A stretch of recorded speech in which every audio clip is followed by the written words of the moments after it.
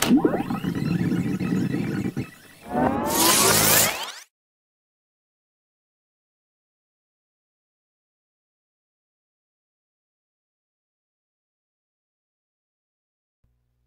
day everyone, so welcome to my YouTube channel again. And today we will be talking about time frames and refinement. So just a disclaimer, itong ituturo ko sa inyo is not a strategy, but an option for you to look at the market differently. Okay, so ibang point of view. So ang time frames is usapang oras na depende sa trader. So, in general, iba't ibang trader, iba't ibang style, kaya general tong ituturo ko. So, yun yung time frames. When it comes naman sa refinement, ito yung action and reaction ng candlestick sa oras na napili mo. Okay? Under time frames and refinement, we have multi-time frame. And ang pipiliin kong oras is 4 hours, 15 minutes, and 5 minutes. Number 2 is yung point of interest. Pag sinabing point of interest, dito ka nag-aantay na tumapek si 4 hours, dito ka nag-aantay tumapek si 15 minutes, and si 5 minutes. Confirmations is ano yung hinahanap mong confirmations pag tumapek na siya sa point of interest. And number 4 is repeat. Papakita ko sa inyo kung paano ginagamit talaga yung multi-time frames or bakit tayo bumababa ng time frame sa advanced entry setup. So, ano ba tong 4 hours, 15 minutes, and 5 minutes? So, itong 4 hours is yan kasi yung bias mo para malaman mo kung ano condition ng market. 15 minutes is to polish yung setup kung talaga bang nagko-confirm yung mga nilagay mong confluences or strategy. 5 minutes, pwedeng doon ka na pumasok ng entry. Okay? So again, another disclaimer. Sa market, walang rules. Pag sinabing walang rules, pwede mo siyang matrade. Kahit downtrend, pwede ka mag-long. Kahit uptrend, pwede ka mag-short. Wala siyang rules. Pwede kang mag-trade sa 1 minute, sa 1 day, sa 1 week, or pwede kang mag-trade sa sideways, sa uptrend, or sa downtrend. Wala siyang rules. Lahat ng pinapakita ng market is tradable. You can win or lose. So, for example, from here to here, ang nakikita kong option to trade na pwede mong pagkakitaan is 1, 2, 3, and 4. Okay? So, dito sa 4 na to, magpo-focus tayo dito sa number 4 and huhulihin natin itong 1 to 4 na to na kailangan ma-confirm natin na pwede palang ma-trade tong setup na to. So, let's see. So, sa 4 hours, makikita mo yung reaction ng candlestick or yung behavior niya is in downtrend. And makikita mo tong mga reaction na to. So, pag nakakita kayo ng ganyang reaction, it's either isipin mo is a pullback, correct? Or nagpapahinga si seller, nag-pump lang si buyer, pero continuous pa rin yung downtrend. So, ganun mo siya titignan. Kasi walang market na dire-diretso siyang pababa. Kailangan niyang mag-pullback para makapababa. Okay? So, mag-focus tayo dito. Since nandito tayo sa multi-time frame, ang 4 hours natin is etong mga candles na to. So, take note ha. Magiging deeper na yung topic. So, I need you to listen very carefully. So, 4 hours. Makikita mo dito na si market is downtrending talaga. Okay? Yan. Sobrang solid. Meaning, one leg. Para malaman mo na si market is aangat, kailangan niyang ma-break at least 1 to 2 candles. Ito yung last candle niya kasi. Kailangan niyang ma-break yan. Okay? So, kung napapansin mo, yung wick is hindi pa ganun kalakas. So, nag-break siya dito ulit. Nag-break siya dito ulit. And ito talaga yung break ng market. Okay? So, since na-confirm na natin na si market is nag-break na uptrend. Okay? Meaning, itong price na to is going upward na. Naka-break na kasi si market sa 4 hours time frame. So, take note yung 4 hours natin, nag-confirm na bullish si market. So, bababa tayo sa 15 minutes to check yung point of interest kung saan siya pwede bumalik and yung confirmations. Let's go.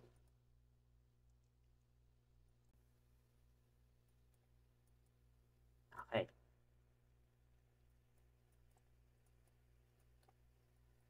So, ito yung 4 hours. Okay. Ito pa yung isa.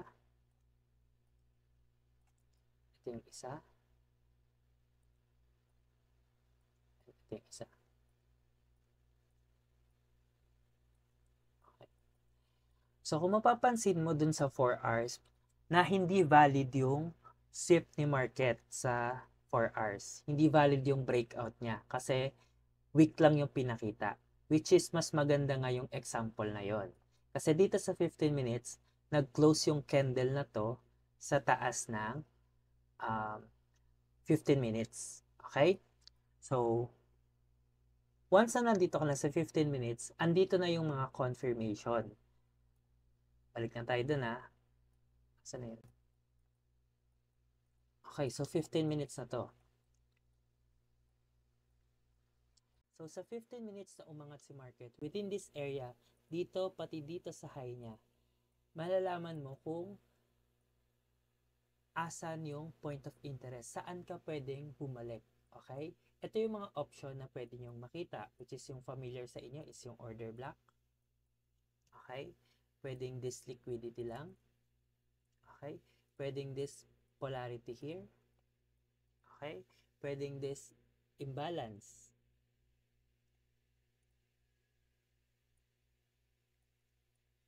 Ayan. Marami yung point of interest, kaya depende sa trader. So, punta na lang tayo dito sa common na order block. Okay. So, dito, mapapansin mo, yung 4 hours natin, uptrending na, and nagpo-pullback ngayon si market. Take note kahit nagpo-pullback to, huwag kang matakot kasi yung 4 hours mo, confirm na bullish. Okay? Nag-aantay lang tayo dito sa 15 minutes. Isipin mo sa mind mo na yung 4 hours mo, bullish na. Confirm. So, sa 15 minutes, kahit may nagre-red dyan, bullish ka pa din. So, since meron na tayong point of interest, natapik na ulit yung market, confirmations. Ito yung confirmations. So, kung ano yung ginawa ko nung 4 hours, hahanapin natin dito. Makikita mo na si market is isang leg lang ulit. And ito yung stopper niya. Nilabasan siya ulit ng another momentum ng green candle. Okay? So, itong example na to is a confirmation na si market is gusto na naman ulit umangat. So, na-confirm natin yung 4 hours, na-confirm na natin yung 15 minutes na itong market na to is gustong umangat. Okay? So, papasukin natin to sa loob. Nakakasunod. So, once makapasok ka dyan sa loob ng 5 minutes, hahanapin natin dyan yung confirmation ulit, point of interest, then doon na tayo papasok ng entry. Okay? So, 4 hours, confirm. 15 minutes, confirm na bullish. 5 minutes.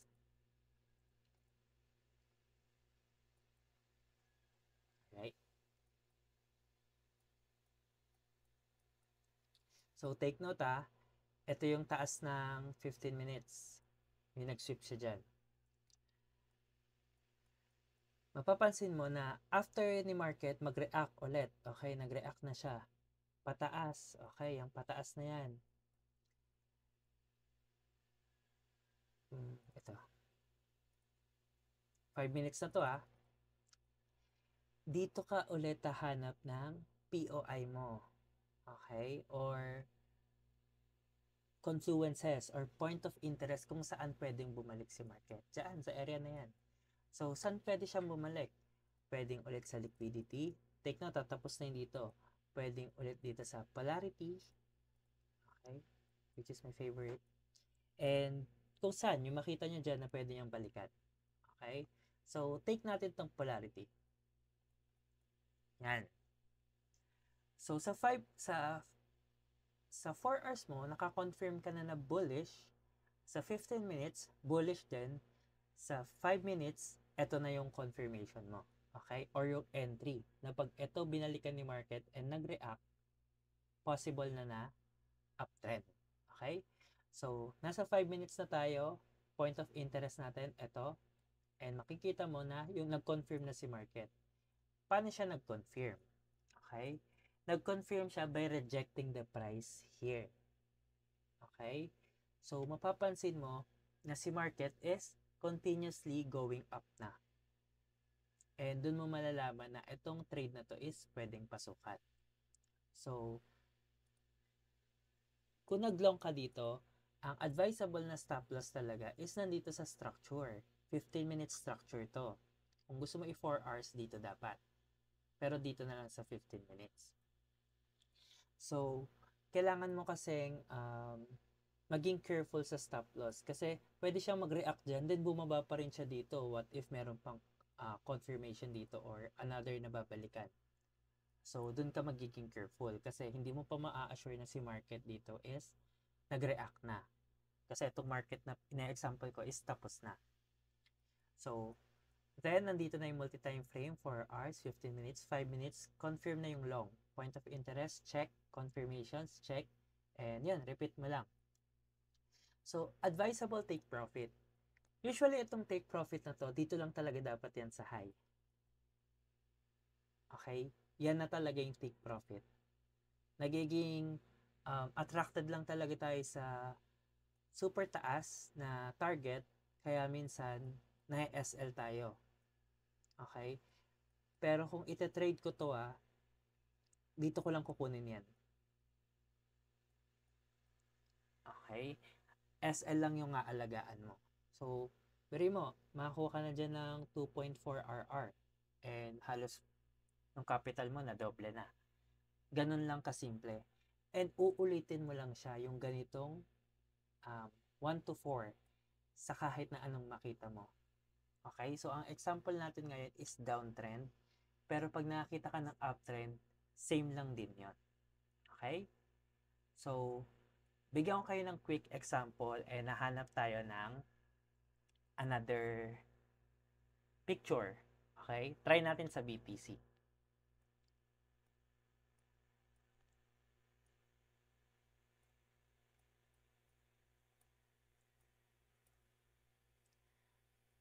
So, kung hindi ka pa satisfied sa take profit mo na yan, then bumalik ka sa 15 minutes kung may makita ka na pwedeng targetin. Okay, sa 15 minutes, ito. Then pumunta ka sa 4 hours kung sa tingin mo tataas pa si market. Okay, ito.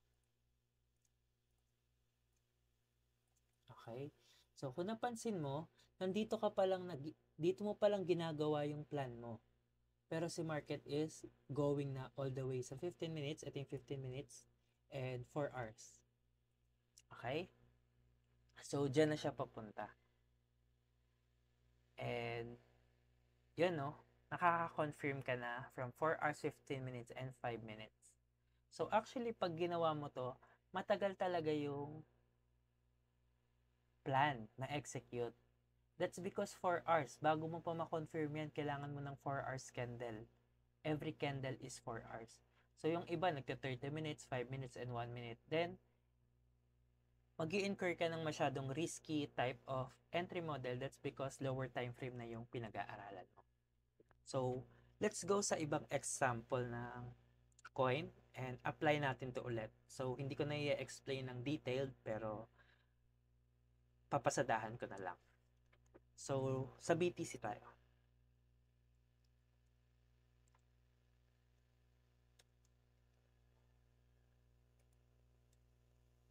OKX, yan.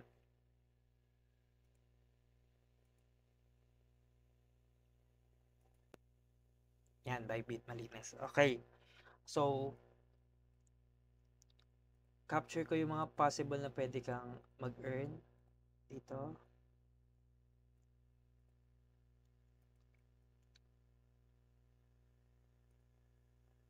Okay.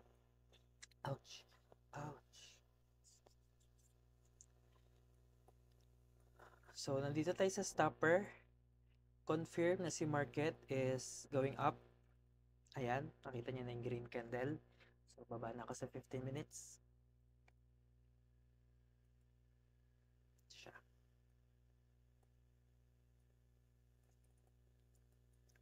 So, within this 15 minutes, hahanap ako ng pwede kong POI. Okay? So, pwede to. Pwede sa'yo. Pwede to. Polarity. Pwedeng fair value gap. Pwedeng ito mismo. Yung nag-change of character sa 4 hours. Okay? So, paano mo ba mako-confirm? Paano mo ba malaman kung saan siya magre-reverse? Yan, makikita mo yung candle. Nagre-react siya sa POI. Okay? So, kung ito hindi nag-hold sa area na to, then, dito yan pupunta. Kung hindi siya nag-hold dito, dito yan pupunta. And so on. Okay? So, yan, nag-react siya, then, makikita mo dito yung ko na. Stopper ulit sa red. 15 minutes na to ha.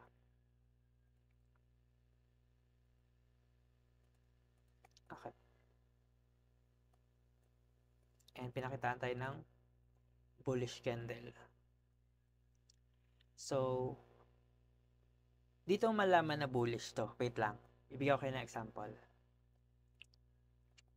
Nung bumaba to si candle, nagpakita siya ng green candle although hindi niya nabasag yung previous na high. Okay? And nabasag pa niya yung low, which is itong red. Same thing, nagpakita ng green candle pero hindi niya nabasag yung high ng red na to and nabasag na naman yung low. Next is, nabasag na niya yung high candle and hindi niya na nabasag yung low, meaning si market hindi na gusto bumaba. So, pupunta na ako sa 5 minutes dito para maghanap ng entry. 5 minutes. Okay. So, ito yung 5 minutes. Papapansin mo, si market is lumagpas na nga. Ito yung lumagpas siya. And ito yung high nun. So, within this area, pwede ka lang humanap. And yun, binigyan niya tayo ng maganda sa order block, which is malinis. So, dyan mismo, pwede ka lang mag-entry. Actually, last na kasi talaga yan, 5 minutes. So, yung structure mo, pwede mong ibaba dito or pwedeng dyan lang din sa low. Ang target mo, actually, dapat dito lang din. 2.5 RR na yan. Ganun lang kabilis. Pero kung hindi ka pa satisfied, again, pumunta ka sa 15 minutes and hanapin mo yung target. Ito yung target sa 15 minutes. Pwedeng ito or pwedeng ito. If hindi ka pa satisfied, then punta ka sa 4 hours kung saan ka galing. And ito yung target sa 4 hours. Okay? So, yun na yung lesson. Pag ang target mo is masyadong unrealistic, makikita mo na si market is magre-reverse talaga siya in the future. 5 minutes to 15 minutes target take profit, goods na yon. And ulitin mo lang ulit sa ibang market condition. Okay? So, bago pa bumaba ulit tong market na to, nakalabas ka na sa 5 minutes, dyan yung 5 minutes, or dito sa 15 minutes. Dyan or dito. Okay? So, I hope may natutunan kayo, no? Masyado lang siyang detailed, masyado siyang, what do you call this? Masyado siyang detailed, masyado siyang complicated kung titignan kasi 4 hours i-check mo, then POI, confirmations din, bababa ka sa 15 minutes, kailangan mag-confirm din siya ng POI and confirmation, dapat lahat bullish, then 5 minutes for entry, stop loss, marami kang iisipin, kaya nga siya tinawag na advance. Okay? Advanced entry setup. Kasi kung basic to, sa next session na lang natin ituro para hindi kayo malito. Okay? So, sa mga advanced dyan, nag-a-advance, and hindi nyo alam yung reason ng time frame and refinement, ito, in-explain ko na. Kailangan lahat ng oras mo nagko-confirm na bullish or bearish yung itatrade. So, yun lang. Hopefully, may natutunan kayo and If may gusto pa kayong topic or i-discuss ko in the future, pwede nyong i-comment dyan sa baba. So, thank you for listening and see you again sa next video.